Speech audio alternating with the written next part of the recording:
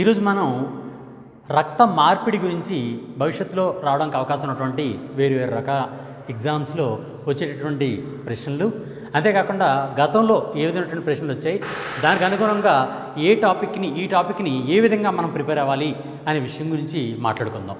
Blood transfusion లేదా రక్త మార్పిడి. సాధారణంగా ఆల్రెడీ నిన్న క్లాస్లో మనం చెప్పుకున్నాం. రక్తం అనేది అంటే మానవుడి యొక్క రక్తం అనేది 4 వర్గాలుగా ఉంటుంది. A group, B group, AB group, O group అని 4 రకాలుగా ఉంటుంది అనే విషయం మనం చెప్పుకున్నాం. అంతేకాకుండా పాజిటివ్ నెగిటివ్ని బట్టి 8 రకాలుగా ఉంటుంది. అవి A positive, A negative, B positive, B negative, AB positive, AB negative, O positive, O negative అని 8 రకాలైనటువంటి రక్త వర్గాలు ఉంటాయి. దీని ప్రకారమే మానవులందరూ కూడా రక్త వర్గాలుగా విభజించబడి ఉంటారనే విషయం నిన్న మనం మాట్లాడుకున్నాం. అయితే ఏ వర్గం వారికి ఎటువంటి రక్తాన్ని అందించే అవకాశం ఉంటుంది, ఎటువంటి రక్తాన్ని అందించకూడదు అనే విషయాన్ని ఇప్పుడు మనం మాట్లాడుకుందాం. దీని తెలుసుకునే ముందుగా ఒక విషయం మీకు చెప్తానండి. సాధారణంగా రక్త మార్పిడి ప్రక్రియలో అంటే బ్లడ్ ట్రాన్స్ఫ్యూజన్లో 2 వ్యక్తులు ఉంటారు. ఒకరు రక్తాన్ని తీసుకునేవారు, ఇంకొకరు రక్తాన్ని ఇచ్చేవారు. రక్తాన్ని ఇచ్చేవారిని డోనార్, దాత, రక్తదాత అని పిలుస్తారు.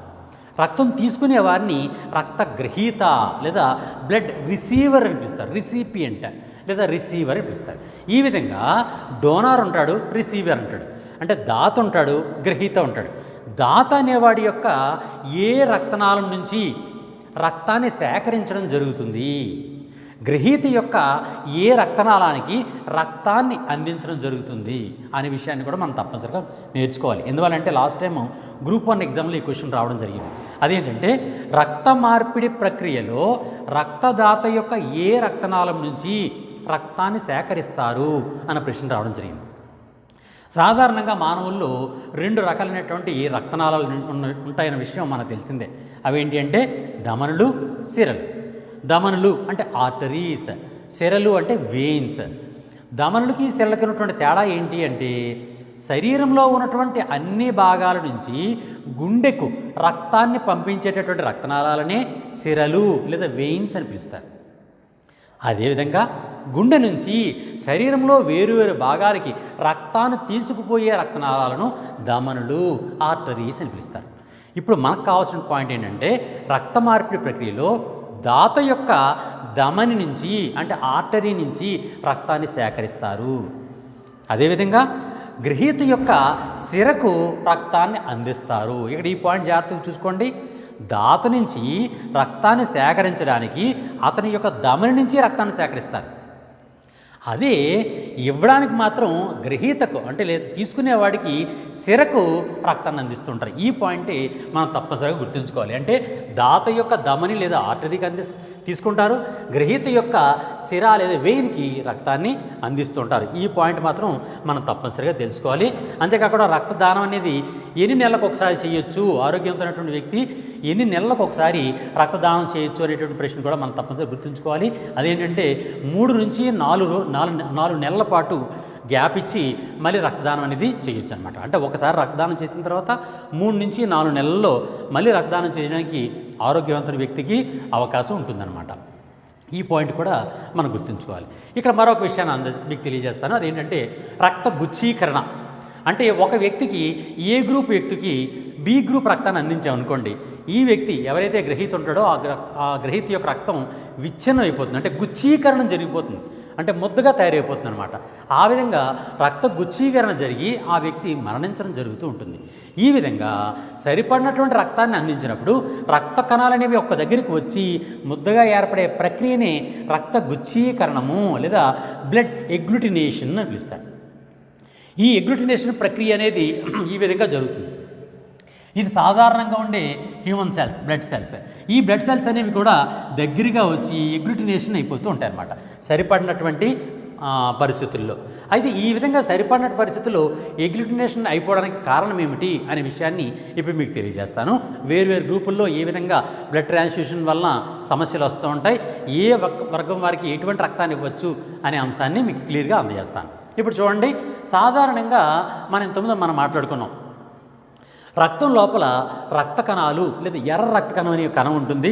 ఆ ఎర్ర కణం యొక్క పై భాగంలో రక్త వర్గాలకు సంబంధించినటువంటి ప్రోటీన్లు ఉంటాయి అని చెప్పాను.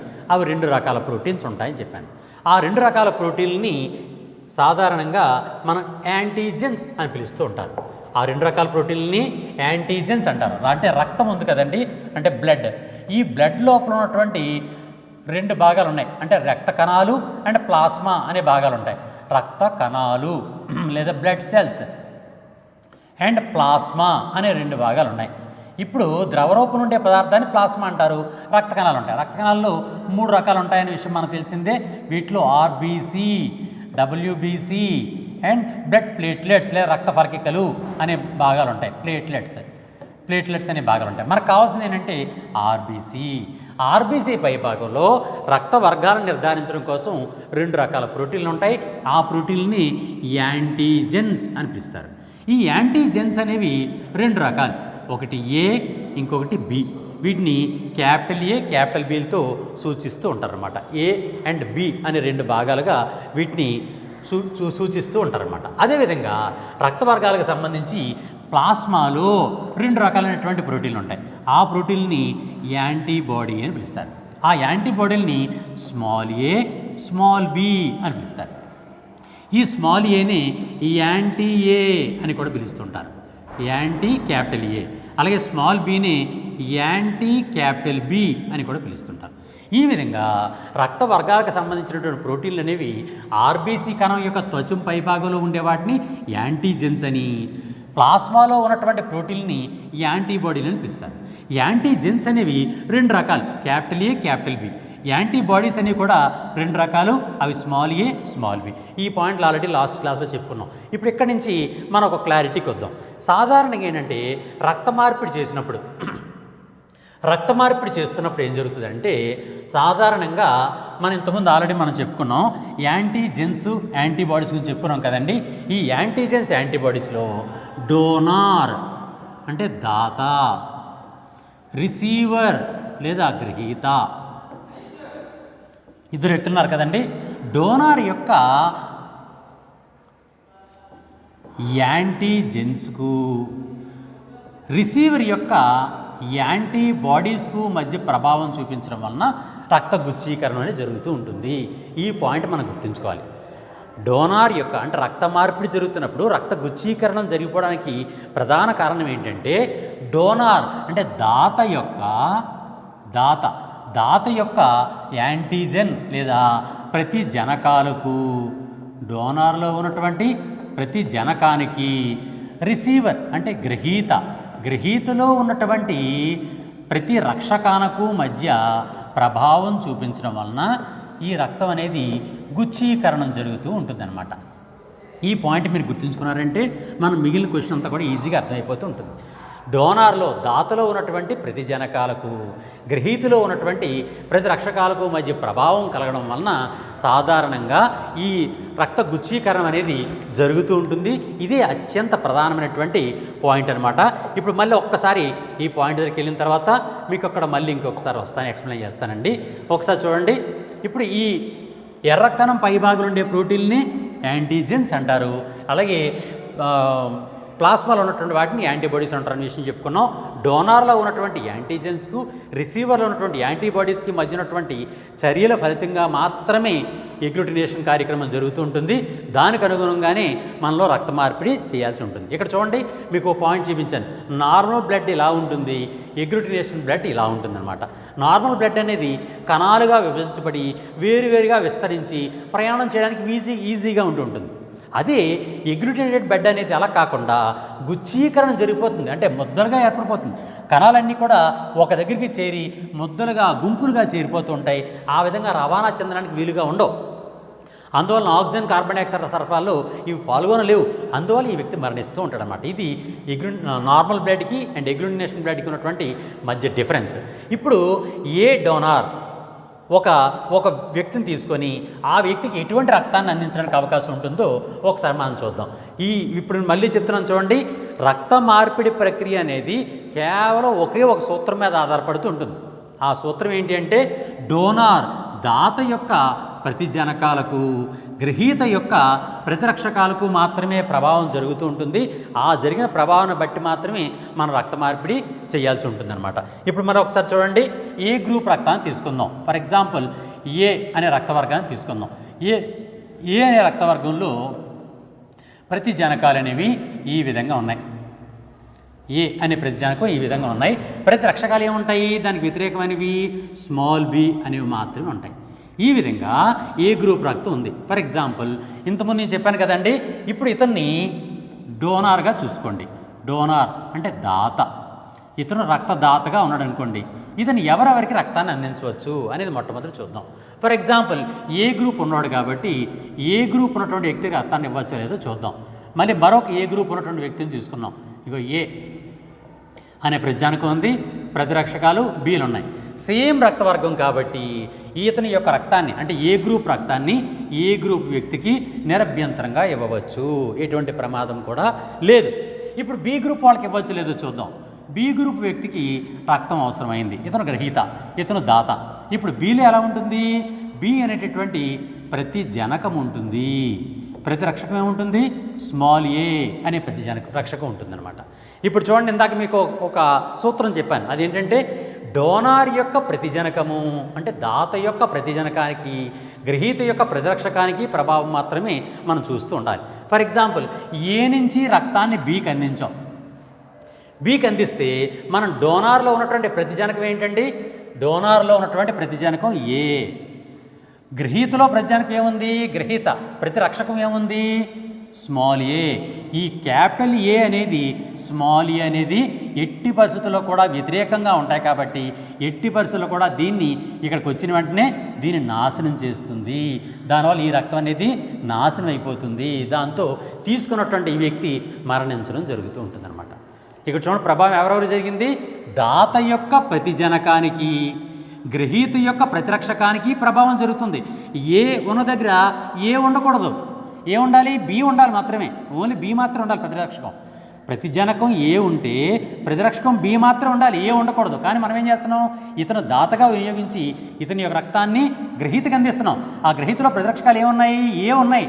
ఈ ఏలు ఈ క్యాపిటల్ ఏని నాశనం చేసేటటువంటి తత్వాన్ని కలిగి ఉంటాయి. అందువలన ఈ రక్తాన్ని ఎప్పుడైతే ఇచ్చామో ఈ రక్తం అనేది వచ్చినటువంటి రక్తం అనేది ఎగ్లూటినేషన్ అయిపోతుంది, అంటే రక్త గుచ్చీకరణ అయిపోతుంది, తీసుకున్నటువంటి వ్యక్తి మరణించడం జరుగుతుంది. అందువలన ఏ గ్రూప్ ఉన్న వాళ్ళ యొక్క రక్తాన్ని బి గ్రూప్కి ఇవ్వకూడదు. ఓకే, ఇది క్లియర్. ఇప్పుడు ఏబి గ్రూప్ వాళ్ళకి చూద్దాం. ఏబి గ్రూప్ వాళ్ళకి ఇవ్వచ్చా, ఇది ఏబి గ్రూప్ అండి. ఇదిగో ఏబి గ్రూప్ అంటే ఎర్రక్కన యొక్క పైభాగంలో ప్రతిజనకాలు రెండూ ఉంటాయి, రెండు ప్రతిజనకాలు ఉంటాయి. ప్రతిరక్షకాలు ఏమైనా ఉంటాయా అంటే ఉండవు. ప్రతిరక్షకాలు లేకుండా రెండు ప్రతిజనకాలు ఉన్నటువంటి రక్తాన్ని ఏబి గ్రూప్ రక్తము అని పిలుస్తారు. ఇటువంటి రక్తానికి ఏ గ్రూప్ వాళ్ళ యొక్క రక్తాన్ని ఇవ్వచ్చా అన్నది చూద్దాం. మళ్ళీ సూత్రం చూడండి, దాత యొక్క ప్రతిజనకాలకి గ్రహీత యొక్క ప్రతిరక్షకాలకి మధ్య ప్రభావం జరుగుతుంది. దాత యొక్క ప్రతిజనకాలు ఏంటి, క్యాపిటల్ ఏ. ఈ క్యాపిటల్ ఏ కలిగినటువంటి ఏ గ్రూప్ రక్తాన్ని మనం ఏబి గ్రూప్కి అందిస్తున్నాం.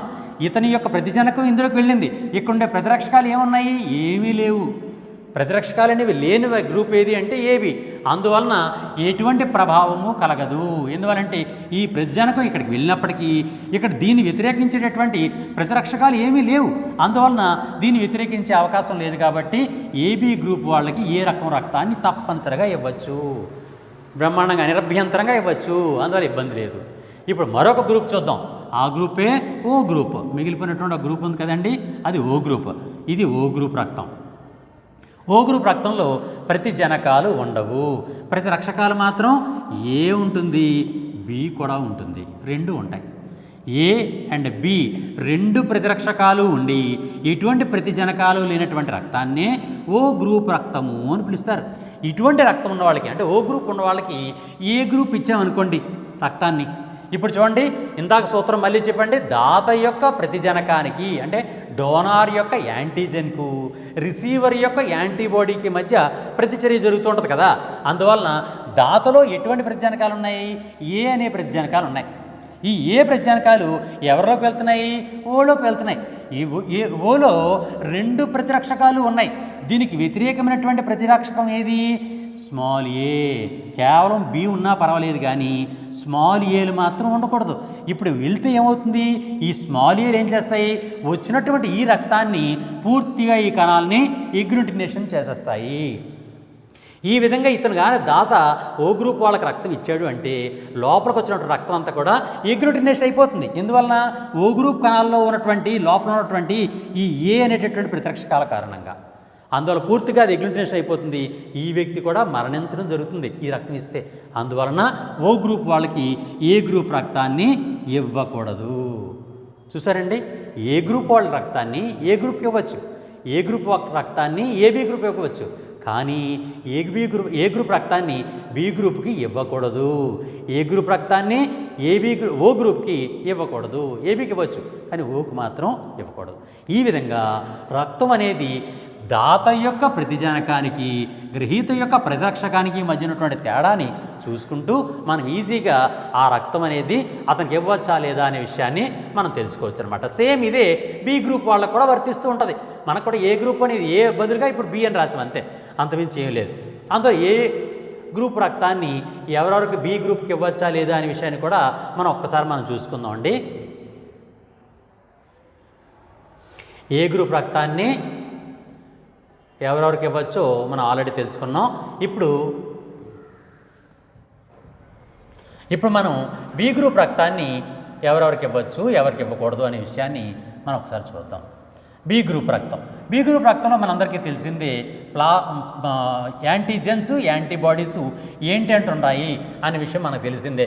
ఫర్ ఎగ్జాంపుల్ బి గ్రూప్ రక్తం ఉందండి, ఇలా బి గ్రూప్ రక్తం అనేది ఇలా ఉంది. బి గ్రూప్ రక్తము, ఇది బి గ్రూప్ రక్తం. ఇప్పుడు బి గ్రూప్ రక్తంలో ప్రతిరక్షకాలు ఏముంటాయి? స్మాల్ ఏ అనే ప్రతిరక్షకాలు ఉంటాయి. ఇలాంటి వ్యక్తికి ఏ గ్రూప్ రక్తం ఉందనుకోండి, ఏ గ్రూప్ రక్తాన్ని వాళ్ళకి ఏ గ్రూప్తో ఉన్నటువంటి రక్తం వాళ్ళకి ఇది ఇవ్వచ్చా లేదా అనే విషయం మనం ఒకసారి చూద్దాం. చూడండి, ఇంతకుముందు చెప్పాం కదండి, దాత యొక్క ప్రతిజనకాలకి ఇది బి గ్రూప్ రక్తం అనేది దాత. ఇప్పుడు డోనార్ ఎవరంటే వీళ్ళు. ఈ దాత యొక్క రక్తంలో ఉన్నటువంటి ప్రతి జనకాలు ఉన్నాయి ఈ బీలు అనేవి దీనిలోకి వెళ్తున్నాయి, అంటే గ్రహీత ఇది ఏ గ్రూప్ రక్తం. ఏ గ్రూప్ రక్తంలోకి వెళ్ళగానే ఇందులో ఉన్నటువంటి స్మాల్ బీలు ఉన్నాయి చూసారా, ప్రతిరక్షకాలు. ఈ ప్రతిరక్షకాలు అనేవి దీని మీద ప్రభావం చూపిస్తాయి కాబట్టి వెంటనే అది ఎగ్లూటినేషన్ అయిపోతుంది. అందులో ఎట్టి పరిస్థితుల్లో కూడా బి యొక్క రక్తాన్ని ఏకి ఇవ్వకూడదు. నెక్స్ట్ బి గ్రూప్ రక్తాన్ని బి వాళ్ళకి ఇవ్వచ్చా అంటే నిరభ్యంతరంగా ఇవ్వచ్చు. ఇందువలన బి సేమ్ అదే రకమైనటువంటి రక్తం అనేది ఉంటుంది కాబట్టి, అదే రకమైనటువంటి ప్రతిజనకాలు అదే రకమైన ప్రతిరక్షకాలు ఉంటాయి కాబట్టి బి గ్రూప్ రక్తాన్ని బి వాళ్ళకి బ్రహ్మాండంగా ఇవ్వచ్చు. నెక్స్ట్ ఏబి వాళ్ళకి బి గ్రూప్ యొక్క రక్తాన్ని ఇవ్వచ్చా లేదా? ఏబి అనే ప్రతిజనకాలు ఉంటాయి, ప్రతిరక్షకాలు ఏమీ ఉండవు. ఇలాంటి సమయంలో బి గ్రూప్ వాళ్ళ యొక్క రక్తాన్ని ఏబీకి ఇవ్వచ్చా అంటే ఏ విధంగా ఇవ్వచ్చు ఒకసారి చూడండి. ఇప్పుడు ఫర్ ఎగ్జాంపుల్ ఇతని యొక్క రక్తాన్ని ఇతనికి ఇచ్చామనుకోండి, ఇక్కడ మళ్ళీ సేమ్ సూత్రం, దాతలో ఉన్నటువంటి ప్రతిజనకము గ్రహీతలో ఉండే ప్రతిరక్షకం. అంటే దాతలో ఉన్నటువంటి ప్రతిజనకం అంటే క్యాపిటల్ బి, ఈ క్యాపిటల్ బిలు ఇక్కడికి వెళ్ళగానే ఇందులో ఉన్నటువంటి ప్రతిరక్షకాలు దీని మీద ప్రభావం చూపించాలి. కానీ ఇందులో ప్రతిరక్షకాలు ఉన్నాయా? ఎటువంటి ప్రతిరక్షకాలు లేవు. అందువలన ఎటువంటి చర్య కూడా ఉండదు. దాంతో బి గ్రూప్ రక్తాన్ని ఏబి గ్రూప్కి నిరభ్యంతరంగా ఇవ్వవచ్చు. ఓకే, బి గ్రూప్ రక్తాన్ని ఏబీకి ఇవ్వచ్చు. ఇప్పుడు ఓ గ్రూప్ చూద్దాం. ఓ గ్రూప్ వాళ్ళ యొక్క బి గ్రూప్ రక్తాన్ని ఇవ్వచ్చా ఇవ్వకూడదా? ఇది ఓ గ్రూప్ అండి. లోపల ప్రతిజనకాలు అనేవి ఏవి ఉండవు, కానీ ప్రతిరక్షకాలు మాత్రం ఏలు ఉంటాయి అండ్ బీలు కూడా ఉంటాయి. రెండు ప్రతిరక్షకాలు కలిగి ప్రతి జనకాలు ఏవీ లేనటువంటి రక్తాన్ని ఓ గ్రూప్ రక్తము అని పిలుస్తారు. ఇలాంటి వ్యక్తికి బి గ్రూప్ రక్తాన్ని ఇవ్వచ్చా ఇవ్వకూడదా అనేది చూస్తే మళ్ళీ సూత్రం చూడండి. దాత యొక్క ప్రతిజనకానికి గ్రహీత యొక్క ప్రతిరక్షకానికి దాత యొక్క ప్రతిజనకం ఏముంది? బి. ఈ ప్రతిజనకం ఎక్కడికి వెళ్తుంది? ఓలో పంపిస్తున్నాం, మనం రక్తాన్ని పంపిస్తున్నాం కాబట్టి ఓలోకి వెళ్ళింది. ఓలోకి వెళ్తే ప్రతిరక్షకాలు ఏమున్నాయి? దీనికి వ్యతిరేకించేటటువంటి కేవలం బీకి ఏముండాలి? ఏలు మాత్రమే ఉండాలి. కానీ ఇక్కడ ఏమున్నాయి? ఏలతో పాటు బి కూడా ఉన్నాయి. బి కూడా ఉంది కాబట్టి ఈ బీలు ప్రతిరక్షకాలు ఏం చేస్తాయి? వచ్చినటువంటి రక్తాన్ని ఎగ్లూటినేషన్ చేసేస్తాయి కాబట్టి ఈ రక్తం నాశనం అయిపోతుంది. దాంతో ఈ వ్యక్తి తీసుకున్నటువంటి వ్యక్తి మరణించడం జరుగుతుంది. అందువలన ఓ గ్రూప్ రక్తం వాళ్ళకి బి గ్రూప్ రక్తాన్ని ఇవ్వకూడదు. ఈ విధంగా బి గ్రూప్ రక్తం అనేది డోనార్గా కేవలం బీకి పనిచేస్తుంది, అంతేకాకుండా ఏబీకి కూడా పనిచేస్తుంది తప్ప ఏకి కానీ ఓకి కానీ ఇవ్వకూడదు.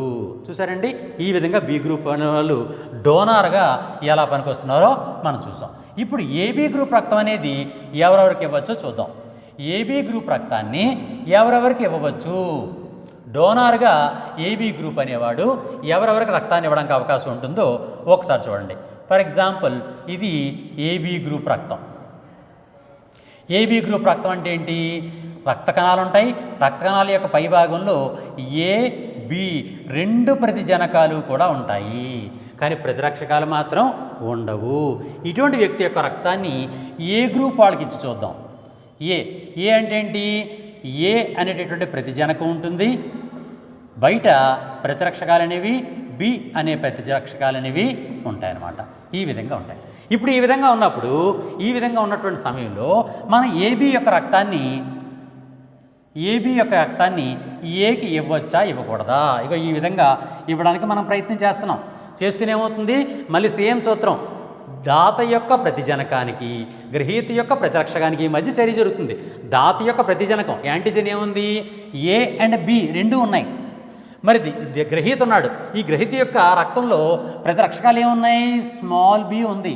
ఈ స్మాల్ బి అనేది ఈ క్యాపిటల్ బితో ఎట్టి పరిస్థితుల్లో చాలా ప్రమాదకరమైన ప్రభావం ఉంటుంది. ఏ విధంగా ఉంటుంది? ఏబీ యొక్క రక్తం తీసుకున్న వెంటనే, ఈ రక్తంలోకి ఈ కణాలు వచ్చిన వెంటనే ఈ ఏబీలో ఉన్నటువంటి బి కణాన్ని నాశనం చేయడానికి ఇతని యొక్క రక్తం, అంటే ఏలో ఉన్నటువంటి రక్తం అంతా కూడా ప్రయత్నం చేస్తూ ఉంటుంది. అంటే ప్రతిరక్షకం ప్రభావం చూపిస్తుంది. దాంతో పూర్తిగా ఎగ్లూటినేషన్ అయిపోతుంది. ఈ వ్యక్తి మరణించడం జరుగుతుందన్నమాట. అందువలన ఏబీ యొక్క రక్తాన్ని, అంటే ఏబీ రక్త వర్గాన్ని ఏ గ్రూప్ వాళ్ళకి ఇవ్వకూడదు. నెక్స్ట్ బి వాళ్ళకి ఇవ్వచ్చో లేదో చూద్దాం. బి వాళ్ళకి ఎలా ఉంటుంది? క్యాపిటల్ బి అనే ప్రతిజనకం ఉంటుంది, బయట స్మాల్ ఏ అనే ప్రతిరక్షకాలు ఉంటాయి. ఇలాంటి వాళ్ళకి ఏబీ రక్తాన్ని ఇచ్చామనుకోండి, మళ్ళీ సేమ్ సూత్రం. దాత యొక్క ప్రతిజనకానికి గ్రహీత యొక్క ప్రతిరక్షకానికి ప్రభావం కలుగుతూ ఉంటుంది. దాతలో ప్రతిజనకాలు ఏమున్నాయి? ఏబి అనే ప్రతిజనకాలు ఉన్నాయి. ఈ ప్రతిజనకాలు ఈ బి అనే వాళ్ళ యొక్క లోపలికి, రక్తం లోపలికి వెళ్ళిన వెంటనే బిలో ఏమున్నాయి? దీనికి ఏకి వ్యతిరేకంగా స్మాల్ ఏలు ఉన్నాయి. చూసారా? ఈ స్మాల్ ఏ అనే ప్రతిరక్షాలు ఏం చేస్తాయి? వెంటనే రక్తం దగ్గరికి వచ్చి ఈ రక్తం వచ్చిన వెంటనే దాన్ని పూర్తిగా నాశనం చేస్తాయి. ఆ విధంగా ఎగ్లూటినేషన్ అయిపోతుంది. చూసారండి, ఈ విధంగా ఎగ్లూటినేషన్ అయిపోతుంది. అందువలన బి రక్తం వాళ్ళకి కూడా ఏబీ రక్తాన్ని ఇవ్వకూడదు. నెక్స్ట్ ఏబీ వాళ్ళకి ఇవ్వచ్చా ఇవ్వకూడదా? ఏబీ రక్తం వాళ్ళకి ఇవ్వచ్చా ఇవ్వకూడదా చూద్దాం. ఏబీ అనే ప్రతిజనకాలు ఉంటాయి, ప్రతిరక్షకాలు ఏముండవు. సేమ్ ఇదే విధంగా ఉంటుంది. కాబట్టి ఏబీ యొక్క రక్తాన్ని ఏబీ వాళ్ళకి నిరభ్యంతరంగా ఇవ్వవచ్చు. మరి ఓ గ్రూప్ వాళ్ళకి ఇవ్వచ్చా చూద్దాం. ఓ గ్రూప్ వాళ్ళని ప్రతి జనకాలు అనేవి ఏవి ఉండవు, ప్రతిరక్షకాలు మాత్రం ఏలు ఉంటాయి, బీలు కూడా ఉంటాయి అన్నమాట. ఇటువంటి రక్తం వాళ్ళకి, అంటే ఓ గ్రూప్ వాళ్ళకి ఏబీ గ్రూప్ రక్తం ఇచ్చామనుకోండి, మళ్ళీ సేమ్ దాతలో ఉన్నటువంటి ప్రతిజనకం గ్రహీతలో ఉన్నటువంటి ప్రతిరక్షకం మీద ప్రభావం చూపిస్తూ ఉంటుంది. ఈ దాతలో ఉన్నటువంటి ఏబి అనేటటువంటి 2 ప్రతిజనకాలు కూడా దీనిలో ప్రవేశించాయి, గ్రహీత యొక్క రక్తంలో ప్రవేశించాయి, రక్త మార్పిడి చేసాం. ఈ విధంగా లోపలికి వెళ్ళగానే లోపల ఏమున్నాయి? ఏకి వ్యతిరేకమైనటువంటి స్మాల్ ఏ ఉంది, బికి వ్యతిరేకమైనటువంటి స్మాల్ బి ఉంది. ఈ 2 కలిపి వచ్చిన రక్తాన్ని అంతని కూడా నాశనం చేస్తాయి, ఎగ్లూటినేషన్ చేసేస్తాయి. అందువలన ఏబి రక్తాన్ని తీసుకున్నటువంటి ఓ గ్రూప్ వ్యక్తి కూడా మరణించడం జరుగుతుంది. అందులో ఓ గ్రూప్ ఉన్న వాళ్ళకి ఏబి గ్రూప్ రక్తాన్ని ఇవ్వకూడదు. ఈ విధంగా ఏబి గ్రూప్ రక్తాన్ని ఏకి ఇవ్వకూడదు, బీకి ఇవ్వకూడదు, ఓకి ఇవ్వకూడదు. కేవలం ఏబీ వాళ్ళకి మాత్రమే ఇవ్వడానికి అవకాశం ఉంటుంది. అందువలన ఇతన్ని యూనివర్సల్ రిసిపియంట్ అంటారు.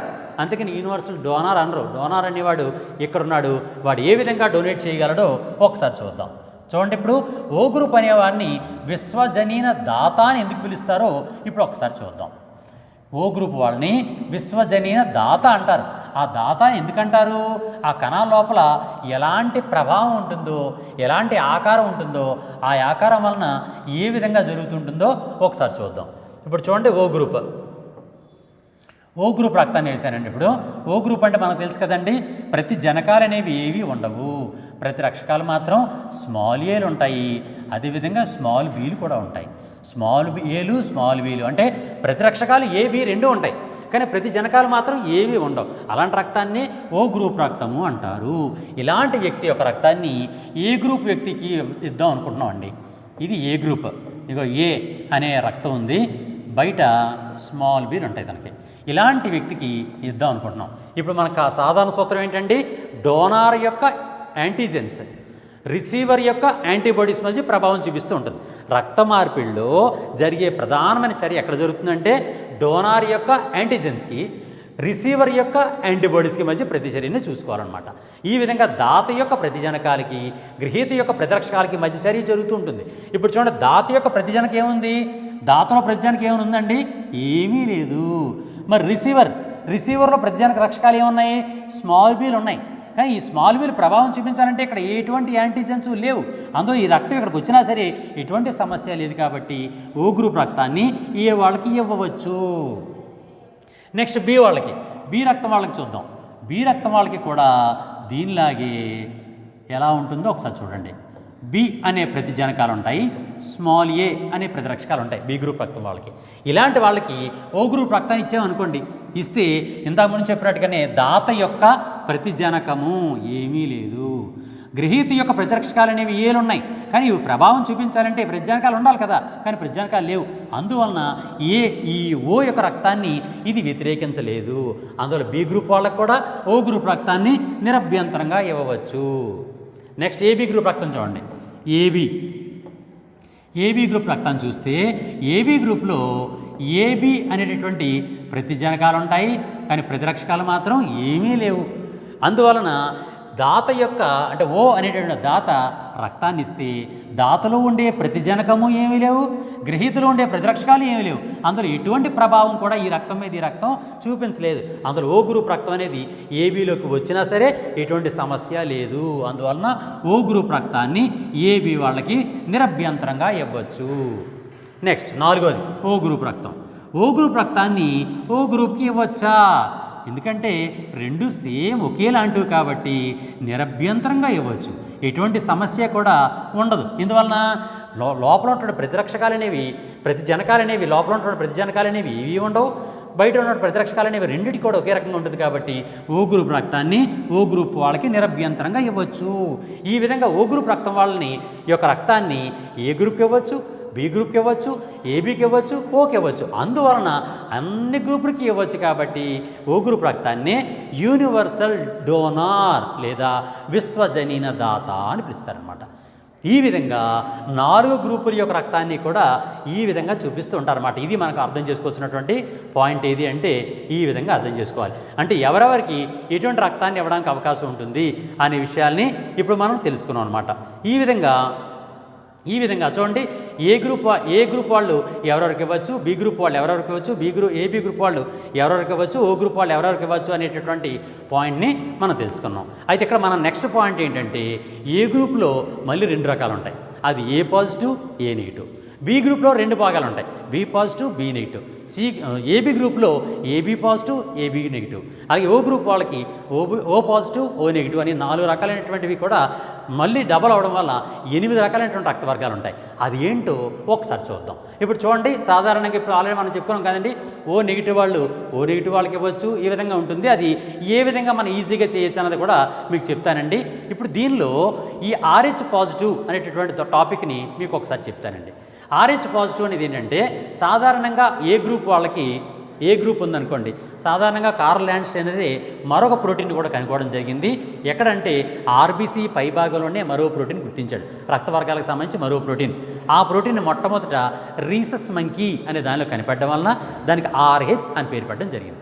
ఈ RH అనేటువంటి ప్రోటీన్ అనేది కొంతమందిలో ఉంటుంది, కొంతమందిలో ఉండదన్నమాట. ఫర్ ఎగ్జాంపుల్ ఏ గ్రూప్ రక్తం కలిగినటువంటి ఒక వ్యక్తి ఉన్నాడండి, ఆయనకి ఏ గ్రూప్ రక్తం ఉంది. ఆ ఏ గ్రూప్ రక్తం కలిగి ఏ గ్రూప్ రక్తాన్ని అతను కలిగి ఉన్నాడు. అతను ఏ గ్రూప్ రక్తాన్ని కలిగినప్పటికీ కూడా అతనికి ఈ RH ప్రోటీన్ అనేది ఉందా లేదా అనే దాన్ని బట్టి కూడా మనం దీన్ని నిర్ధారణ చేయొచ్చు, రక్త వర్గాల్ని నిర్ధారణ చేస్తూ ఉండొచ్చు అనమాట. దాన్ని ఒకసారి మీకు వివరిస్తాను, ఒకసారి చూడండి. సాధారణంగా ఏంటంటే రక్త వర్గాల లోపల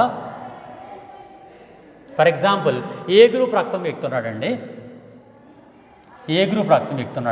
ఇతనికి RH ప్రోటీన్ ఉంటే RH ప్రోటీన్ ఉంటే అతన్ని ఏ పాజిటివ్ అని పిలుస్తారు. అదే RH ప్రోటీన్ లేదనుకోండి, లేకపోతే అతన్ని ఏ నెగిటివ్ అని పిలుస్తారు. అలాగే బి కూడా, బిని RH ప్రోటీన్ ఉంటే బి పాజిటివ్ అని, RH ప్రోటీన్ లేకపోతే బి నెగిటివ్ అని పిలుస్తారు. అలాగే ఏబి గ్రూప్లో RH ప్రోటీన్ ఉంటే అటువంటి వాళ్ళని ఏబి పాజిటివ్ అని, ఈ RH నెగిటివ్ అనేది అంటే RH ప్రోటీన్ లేకపోతే వాళ్ళని ఏబి నెగిటివ్ అని పిలుస్తారు. అలాగే ఓ గ్రూప్ వ్యక్తుల్ని కూడా RH ప్రోటీన్ ఉంటే వాళ్ళని ఓ పాజిటివ్ అని, అలాగే RH ప్రోటీన్ అనేది లేకపోతే అటువంటి వ్యక్తుల్ని ఓ నెగిటివ్ అని పిలుస్తారు. ఈ విధంగా రక్త వర్గాల్ని విభజిస్తూ ఉంటారన్నమాట. ఈ విధంగా రక్త వర్గాల్లో A positive A negative, B positive B negative, AB positive AB negative, RH positive ఉంటే O positive and O negative. ఈ విధంగా 8 రకాలైనటువంటి రక్త వర్గాలు ఉంటాయి. 8 రకాల రక్త వర్గాల్ని కూడా ఏ విధంగా మార్చొచ్చు? సాధారణంగా ఏంటంటే భారతదేశంలో ఎక్కువ మందికి పాజిటివ్ రక్తమే ఉంటుందన్నమాట. సుమారుగా 85% ఇండియన్స్కి పాజిటివ్ రక్తమే ఉంటుంది. అంటే అన్ని వర్గాల్లో కూడా పాజిటివ్ రక్తమే, అంటే RH పాజిటివ్ కలిగిన వాళ్ళు ఉంటారు. అలాగే కేవలం 15% మంది మాత్రమే నెగిటివ్ రక్తాన్ని కలిగి ఉంటారు. అంతేకాకుండా ఇక్కడ మీ ఇంకా డీటెయిల్ కావాలనుకుంటే మనం ఎలా చేయొచ్చు అంటే, మీ ఇంకా డీటెయిల్ ఇస్తానండి. అదేంటంటే ఈ పాజిటివ్ నెగిటివ్ 2 రకాల్లో ఇప్పుడు చూడండి, ఈ 2 రకాల్లో ఓ పాజిటివ్ వాళ్ళు అత్యధిక ఎక్కువ మంది ఉంటారు. భారతదేశంలో అత్యధిక మంది ఉండేవాళ్ళు ఓ పాజిటివ్ వాళ్ళు, అతి తక్కువ మంది ఉండేవాళ్ళు ఏబీ నెగిటివ్ వాళ్ళు. సాధారణంగా వాళ్ళ పర్సంటేజ్ కూడా చూడండి, most common blood groups in India O positive వాళ్ళు భారతదేశంలో 32.53% ఉంటారండి. అలాగే ఓ నెగిటివ్ వాళ్ళు 2.03%, ఏ పాజిటివ్ వాళ్ళు 21.8%, ఏ నెగిటివ్ వాళ్ళు 1.36%, బి పాజిటివ్ వాళ్ళు 32.09%, బి నెగిటివ్ వాళ్ళు 2.01%, ఏబి పాజిటివ్ వాళ్ళు 7.70%, ఏబి నెగిటివ్ వాళ్ళు కేవలం 0.48% మాత్రమే ఉంటారు. ఈ విధంగా భారతదేశంలో ఉన్నటువంటి ప్రజల్లో అత్యధిక ప్రజలు కలిగినటువంటి రక్తవర్గం ఏది అంటే 32% మంది ఓ పాజిటివ్ రక్తాన్ని కలిగి ఉంటారు. అతి తక్కువ మంది కలిగినటువంటి రక్తం ఏది అంటే ఏబీ నెగిటివ్ రక్తం, అది కూడా కేవలం 0.148% మాత్రమే కలిగి ఉంటారు. ఈ విధంగా పాజిటివ్ రక్తాన్ని ఎక్కువ మంది కలిగి ఉంటారు, నెగిటివ్ రక్తాన్ని తక్కువ మంది కలిగి ఉంటారు. ఈ విధంగా ఏబీ పాజిటివ్ ఏబీ నెగిటివ్ అనేటువంటి రక్తాలు ఉంటాయి. అయితే ఈ రక్తంలో ఎటువంటి సమస్యలు వస్తాయి, వేరు మందికి ఏ విధంగా మార్పిడి చేస్తే సమస్యలు వస్తాయనే విషయాల్ని మనం ఈరోజు ఆల్రెడీ నేర్చుకున్నాం. అయితే పాజిటివ్ రక్తాన్ని నెగిటివ్కి, నెగిటివ్ రక్తాన్ని పాజిటివ్కి ఇవ్వచ్చా లేదా అంటే మొదటిసారి ఇవ్వచ్చు, కానీ రెండోసారి మాత్రం ఇవ్వకూడదు. ఫర్ ఎగ్జాంపుల్ ఏ పాజిటివ్ యొక్క రక్తాన్ని ఏ నెగిటివ్ వాళ్ళకి మొదటిసారి ఇవ్వచ్చు, కానీ రెండోసారి మాత్రం ఇవ్వకూడదు. ఎందువల్ల ఇవ్వకూడదు అని అంటే దానికి కూడా మనం రీజన్ చెప్పచ్చు. ఎలా అంటే ఫర్ ఎగ్జాంపుల్ మనం ఇంతకుముందు మనం ఒక పాయింట్ చెప్పుకున్నాం అండి, దాని గురించి కూడా మీకు ఎక్స్ప్లెయిన్ చేస్తానండి. అదేంటంటే సాధారణంగా ఏంటంటే